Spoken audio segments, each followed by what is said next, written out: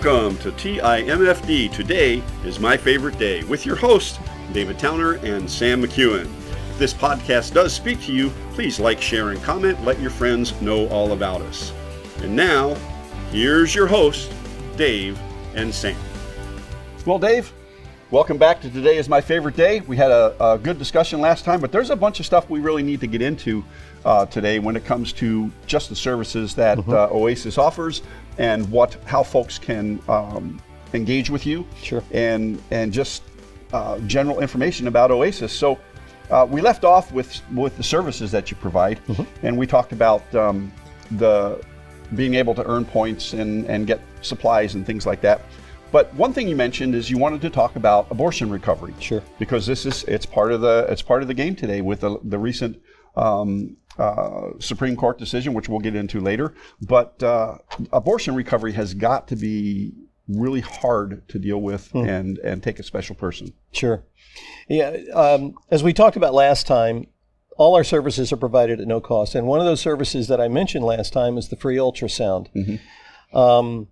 That's a very emotional room, as you might imagine. Yes. And statistically, and there are a number of research arms that have borne this number out, but that is a game-changing room for us because 85% of those that might be considering terminating the pregnancy, when they see that what's on the screen is not a blob of cells as maybe they have been told, it is actually a wonderfully uniquely made individual, as Psalm 139 mentions. Yep.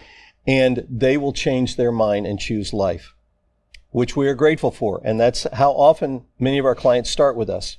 Now, I said 85%. That means that 15% make a different choice, maybe one that we don't agree with. But we don't believe under God that our responsibility to love them ends there. Right. Because we've already seen the impact, and it is true that act can have a very traumatic impact on a woman or a man's life, and a man's life in many ways. We have a woman who heads up our post-abortion recovery program called Healing Grace. And again, all the pregnancy resource centers in our area all have a post-abortion and a very vibrant post-abortion recovery program. It's a highly confidential group. No one knows who's in it except for the people that are in it. All right. But typical story. Her name is Debbie Hamby. Her story was told 6 years ago on Mother's Day in a very large megachurch in the Tampa area, so she's given me permission to use her name. Typical story. College senior, boyfriend gets pregnant. Boyfriend says, "I'm not going to support you." She gets an abortion. Of course, they break up a month later, graduate a few months after that, move on with life. Several years later, she meets her now husband, Gary. These both are dear friends. We go to church together. And they start a family. And she goes in for her ultrasound, and as she describes, that was the first time in her life that she felt the extremes of emotion, in that she felt great joy in seeing her son on the screen, and then great sorrow recognizing what she had done to her first child. Right. 5 months into her pregnancy, she came to know the Lord. And again, as she describes, at the church that she was a part of, someone from a pregnancy resource center came to do a presentation and mentioned something about post-abortion recovery, and she set out on a journey with another woman who had been through that experience and had come to know God's grace in a way that most of us never will. Right. And so she, as she describes, was set free of that baggage, that emotional baggage that she didn't realize she was carrying.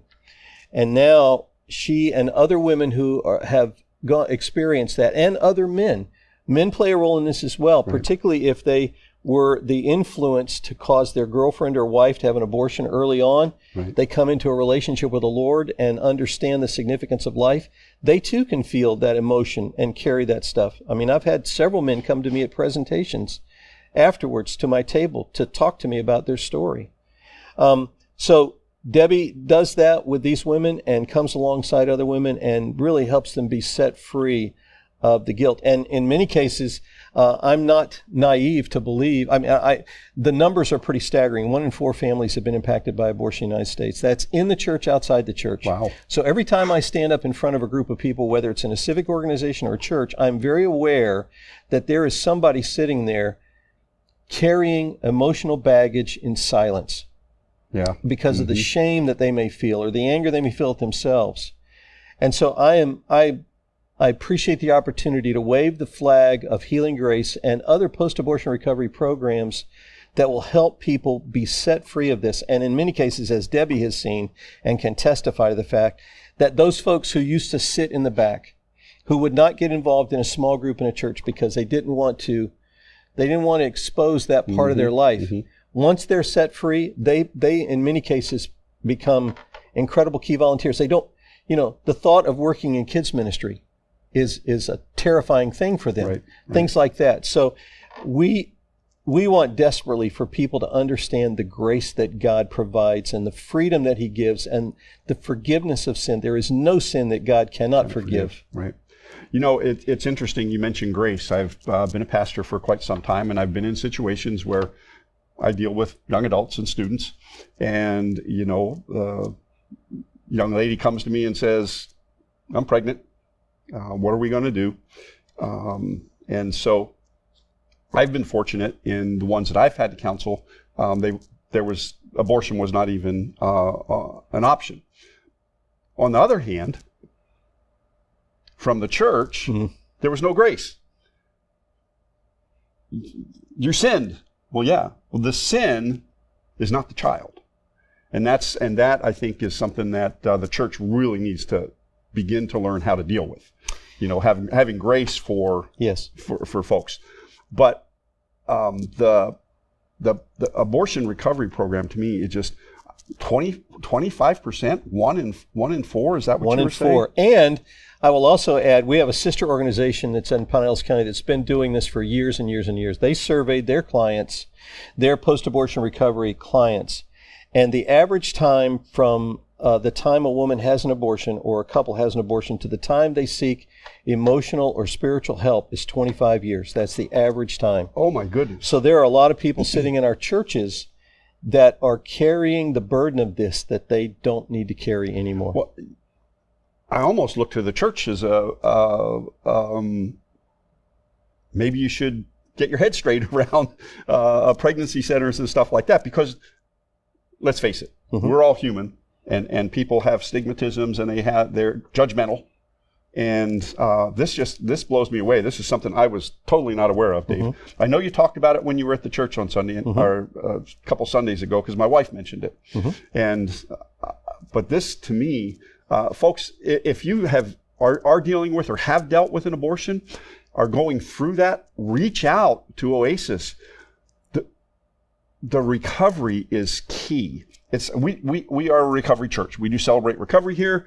Most of the folks in our church know that if you have a hurt, habit, or hang up, you can come to. But that is something that I'm sure a lot of women won't talk about. A lot of men won't talk about having gone through it. And so this is huge, Dave. This is really, really huge. I have several local pastors, as an example, that I've talked with them about it, and they've even very candidly, and I appreciate their transparency, have said that folks in their church would likely call us before they would even come in and meet with the pastor. Yeah.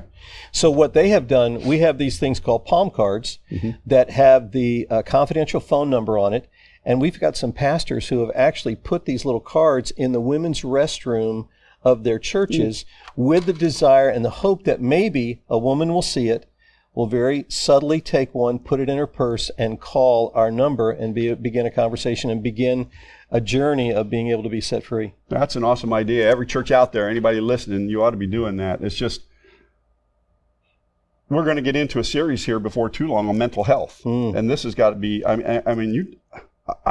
can't get over that. If you have 100 people sitting in your church service, 25 of them have dealt with this and are going through it. That it is likely the case, yes. Yeah, we have got to wrap our brains around that and help these ladies and gentlemen who have gone through that. Sure. That's just an amazing fact to me. So we're Christ-centered. We preach the gospel. Abortion is a volatile issue. How do you share the gospel? Sam, that's a good question. Our executive director has described it. We work to earn the right to be able to share the gospel. As I mentioned, I think in our last the last time we met, that our desire is to match up a client with a client advocate. That's a trained volunteer. And part of the training not only involves being able to talk with them about, like we talked about, postpartum depression, financial management, how to care for a child and all that, but there's also training in how to share the gospel. Okay. From the very beginning, from the very first, we have intake paper, and many times we ask, on the paper, to check religious affiliation or whatever, and they'll check Christian. And that may or may not be the case because, in the West, and particularly in the United States, that word can have a very significant cultural impact. Right. We just think we're Christian because we live in the United States. Yeah. So from the very beginning, when our client advocate meets with our client, they'll go through the first lessons, and at the end of each lesson, they will ask, is there something I can pray with you about? Now, we do want to pray with them about the things that are on their heart. And it also gives us an indication of where they might be spiritually in their journey. Over time, it's fascinating to see how this relationship builds. They will meet with that same client advocate week after week after week, and it really becomes a friendship. And over time, that client advocate will begin to ask them questions about their thoughts about who Jesus is, about just the spiritual things, where that lesson takes them. And more often than not, it provides an open door because of the earned right, the respect that client is now giving the client advocate because of their faithfulness to be there, to be able to ask them that direct question. What do you think? Who do you think Jesus is? Yeah. And it is as an example, in the first 6 months of this year, it's a win-win for us. We've had 37 babies, as an example, saved from, 36 babies saved from termination, potentially ending their life before it begins.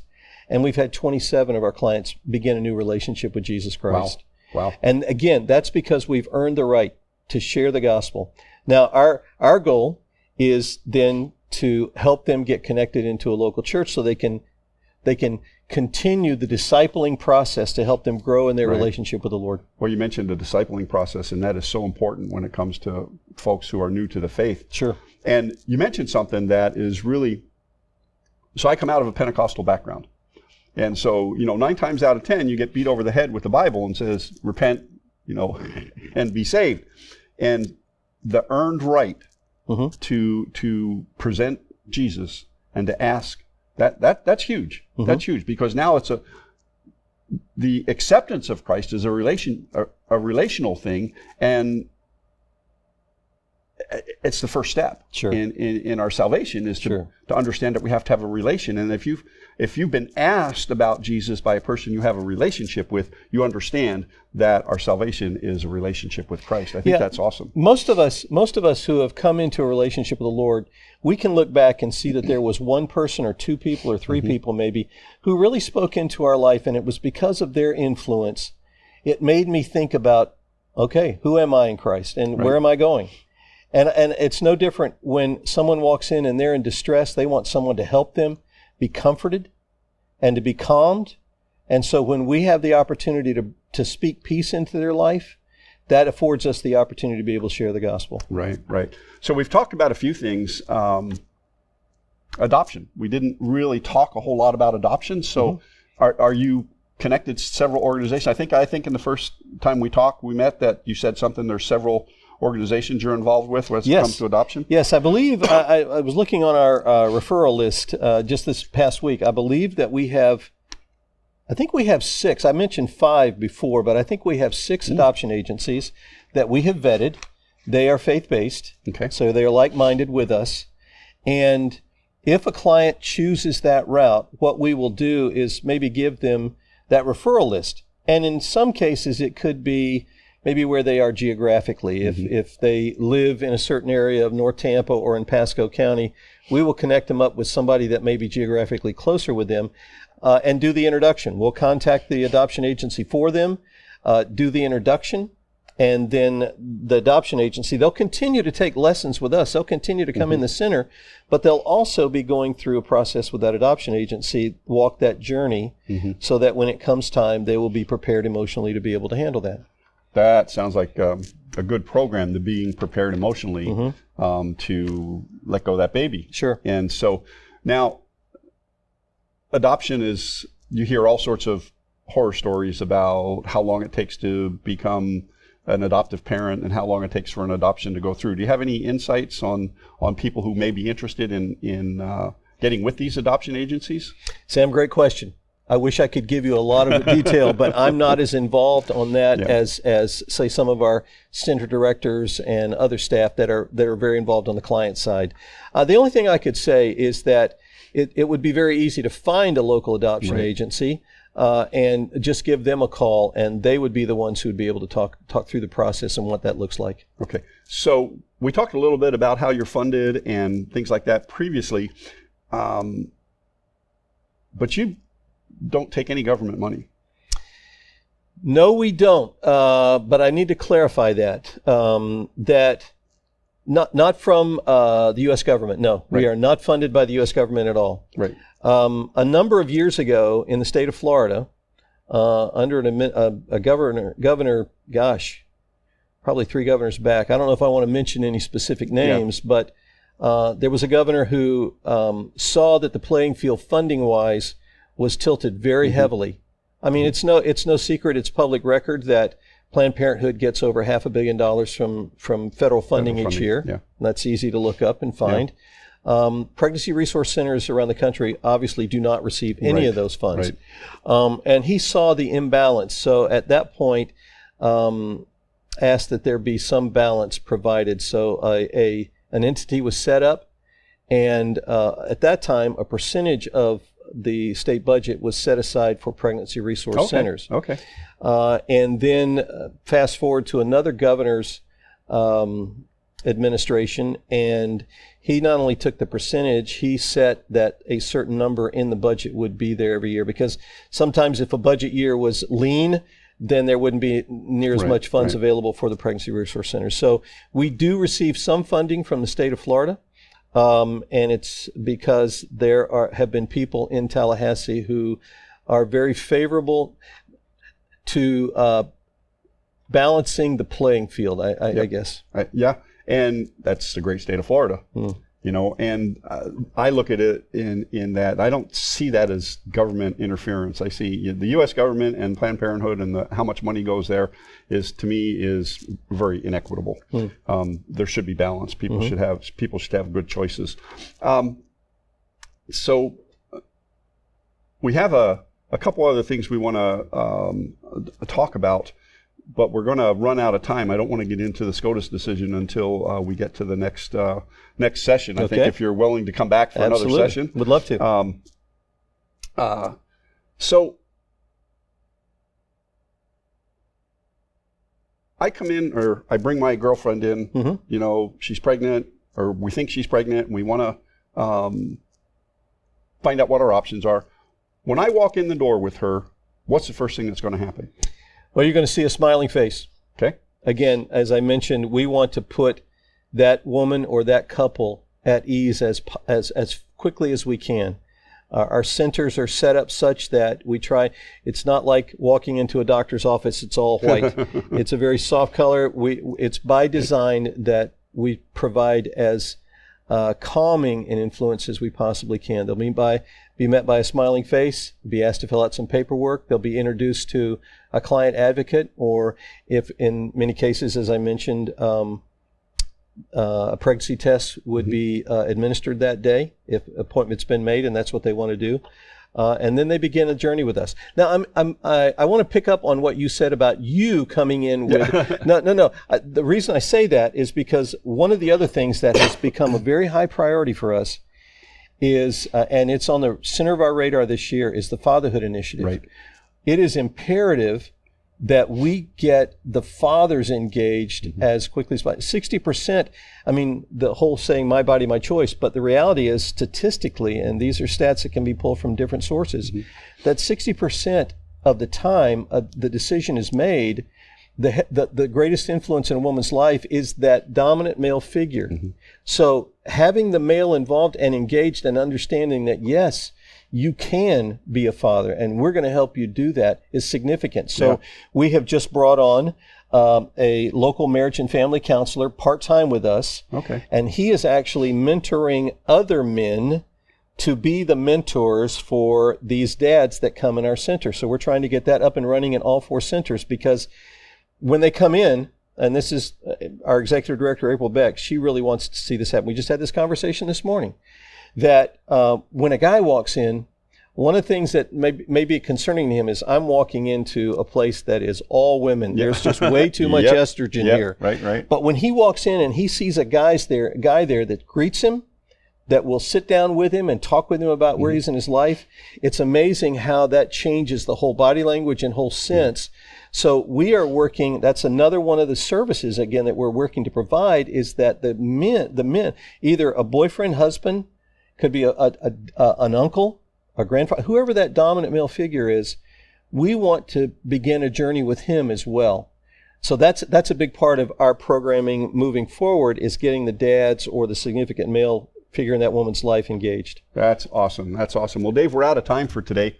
You're willing to come back and have maybe a little discussion that may be controversial out there on the Supreme Court decision and some of the other stuff? Not afraid to do it, Sam. All right. I'm not afraid of it either. That's So good. I think we're both on the same page when it comes to that. So this has been Sam McKeown. I've been with Dave Dorsey from Oasis Pregnancy Centers.